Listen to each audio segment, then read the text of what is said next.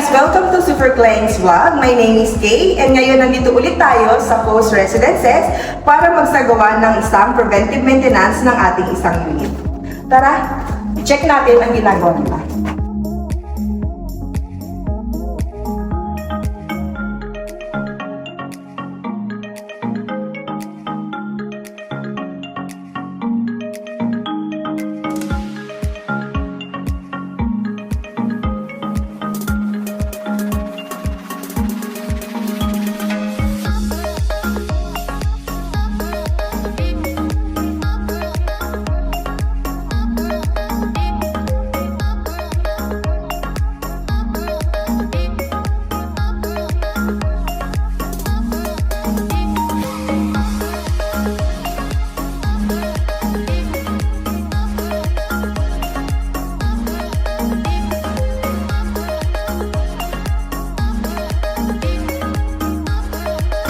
Guys, nandito ngayon tayo sa Coast Residences para mag-check ng isang unit sa ating preventive maintenance.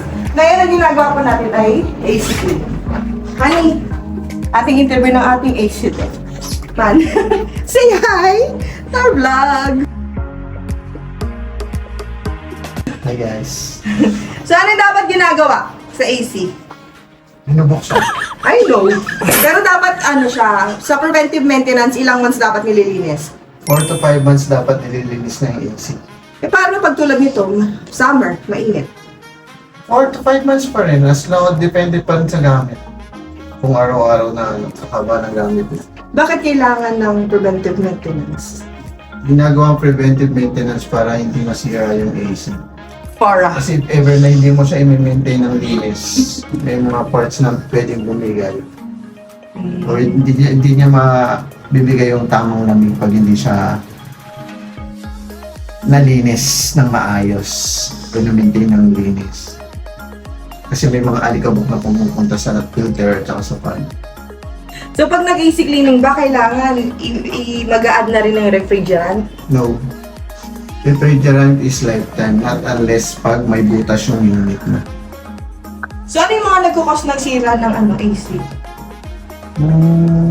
Pag nag-leak, sa leaking, depende. Pag nag-leak, at may bumibigay na part sa mga sa PCB, sa board, and sa outside, sa So ayun guys, so dapat ang ating unit ay dapat laging mine-maintain. So ano pang hinihintay nyo? Mag-avail na ng aming property management para ang inyong unit ay nasa magandang kamay ni Super Klein Realty.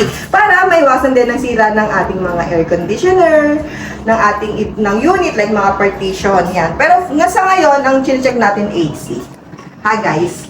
So again, ang pagmamapit ito ha? Hindi ta. Mabuti, hindi yung daan-daan lang guys!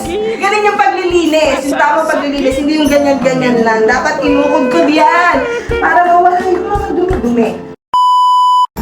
So yun ha. So guys, again, sa mga unit owner na gustong mag-avail ng aming property management, do not forget to send an email sa aming superkleinrealty@gmail.com or sa aming Facebook page, Super Klein Realty. Kaya sa ating kasamang isa pang agent, siya si Ellie Miras. Anong ginagawa mo, Ellie? Tatanggal ko yung libak. Diba? Di siya naligo? Yung pandikit. Na pandikit dito. Pandikit sa tao. Bakit nagawag yun? Naglalagay kasi sila ng ng pang-block sa hangin eh. Yung DIY nila na pa-box.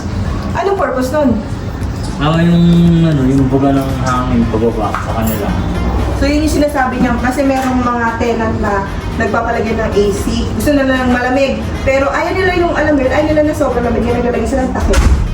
Papakita ko ng sample. Meron yun eh. Hanap tayo sa internet. Pakita namin yung sample na to.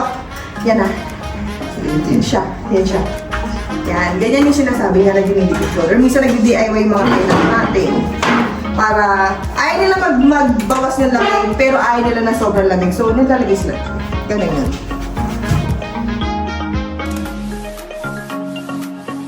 Proper handling ng mapa.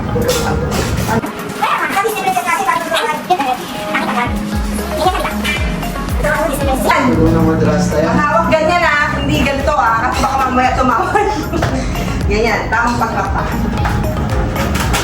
mo yung ano, yung mga nakahalang.